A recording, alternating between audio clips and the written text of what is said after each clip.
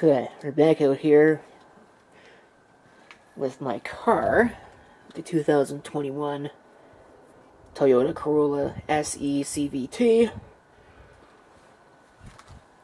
and I figure I need to use up some space on this DVD minus R disc. Yes, seriously. So I might as well make a follow-up to my last video where I discussed this and my opinions of it and some other things. Of course I had to put washer fluid in it, so I just finished doing that. Address comments and some corrections, I guess, because there are at least two of them that I can think of off the top of my head that I will need to make. Two things that I did not know. I suppose first and foremost, on the forefront, I should say that I am not a car guy. I'm not a mechanic. I am not a car salesman. I don't work for a dealership. I wouldn't even consider myself to be an enthusiast, for that matter. And my interest in cars, beyond simply being a mode of transportation, pretty much ends almost completely at the mid-90s or so. I think anything later than that is boring and not all that interesting, personally. But again, like I said, it's a mode of transportation. If it gets you from A to B efficiently and cheap without costing too much money, then who cares? So, two corrections I need to give. First was the transmission. I made the mention that there basically are no cars out there that mere mortals can buy that have standard automatic transmissions. It's either a manual shift transmission or a CVT of some kind, whether it's CVT like what this has, or the planetary gear setup that they're putting in hybrids. That's not true. Now, the way that I was always taught to disprove things is to provide one counterexample. I learned in the comments on my previous video that the Toyota Camry has got a standard, I'm going to get this wrong, 6-speed automatic transmission. And I don't even believe it's offered with a CVT. I think it's either manual transmission or, it is if you buy the hybrid, or an automatic transmission, a normal automatic. So, oops, got that one wrong. I'm sure that there's other cars out there that are available with standard automatic transmissions, which sounds really weird to say because standard transmission is a manual shift, but at the heart of it all, there are some out there that mere mortals can buy, and I was wrong. However, I would like to kindly point out that the majority of the cars that I have driven have CVT transmissions. So, standard automatic is definitely the exception rather than the rule. The second one has to do with that push button down there. I did not know this, but apparently some of the lower end trims of this particular car, particularly the lower end L trims, can be ordered with a key switch instead of a push button. So that's kind of neat. I could go either way on that. I don't really tend to care. It's the same thing with the transmission. I don't really tend to care. There's a lot of people out there who will tell you that a CVT is a waste of money and a waste of time. And maybe they're right. I don't know. But I think, they've had long enough to make these things decent that I think they've probably done a decent job of it. And I don't really care what you say. Any transmission, when it breaks, is a major expense. So, just because it happens to be a CVT, making it more expensive, doesn't really matter. It's already expensive. But yeah, I didn't know that you could get key ignition on some of these. For the anti-theft aspect of it, I would prefer a key, but, really, you get a key fob anyway, so what's the point? And like I said, I don't have a strong opinion either way. There was a comment that came in about gas mileage, what kind of gas mileage I get.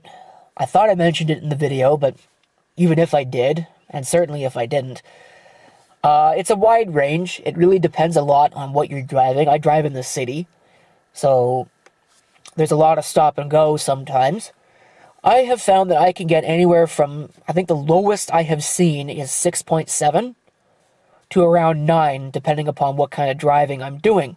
Again, I have seen it lower than that, but that's maniacal situation where all I'm doing is driving on the highways 5 hours from here. Of course you're going to get higher gas mileage, that's how highway miles work. And I've also seen it quite a bit higher, but again, we're talking about maniacal situations where I'm backing the car up out of the driveway or sitting in a parking lot waiting for somebody to do something. Or going down to the end of the street and getting the mail out of the mailbox. That kind of situation, yeah, your gas mileage is obviously going to be a lot higher, but typically you see, or I see, 6.7 to 9. There are a lot of cars out there that'll give you better mileage. Especially the LE, of which, again, there's an example sitting right there. Well, that will get you better gas mileage because it's tuned differently. I don't think there's any real difference with the transmission. I think it's got the same basic idea as far as the transmission. It's the same engine. There's no difference in the engine. It's still a 4-cylinder engine, 2-liter, 2-liter inline 4, I believe. It's just the difference is in the way that the transmission computer administers the shift program. This one obviously is tuned to rev a little bit higher, so you get that performance sound out of a sports car, but it doesn't give you better fuel mileage. So, if you're looking purely for fuel mileage, probably don't get a sport trim. Another comment that I have gotten is in respect to this feature right here, in the automatic high beams. Somebody said that it's the best feature out of them all, and if it works for you, then I say good for you, but it did not work for me the one time I tried it.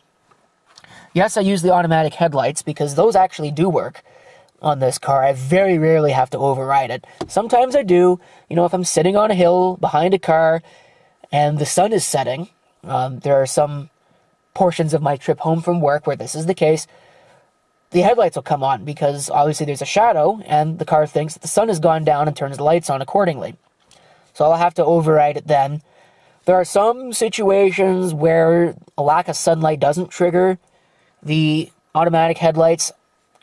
Again, it happens very rarely, and I have the presence of mind, unlike most people, to recognize when I actually need to turn on my headlights. Automatic high beams is a step too far for me, because, again, I don't think they really tend to work. The one time I tried it, the automatic high beams never even turned on. Even though the road was clear, there was no lights in sight, never came on.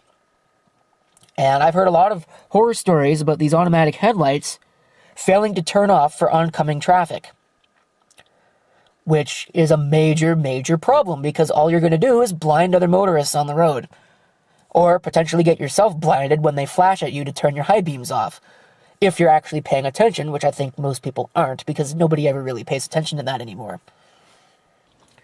The other thing, too, I found, there's a lot of cars out there that will put their status messages here as opposed to somewhere in the dash where they belong. I don't have that problem with this car. They usually appear here in the driver information center, which is pretty obvious to look at. The message for the automatic high beams displays there. Messages, for example, when you run low on washer fluid, display there.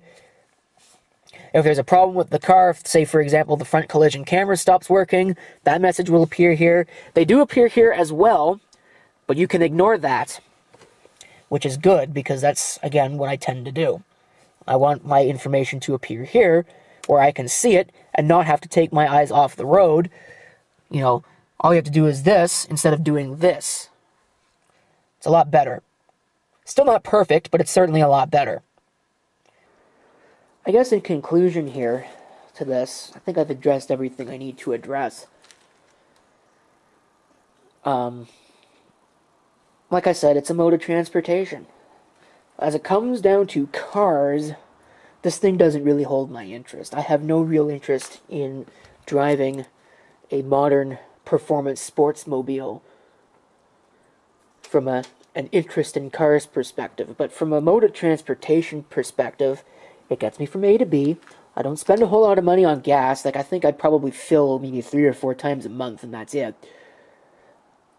And that's really only because I don't let my gas gauge get below half, roughly.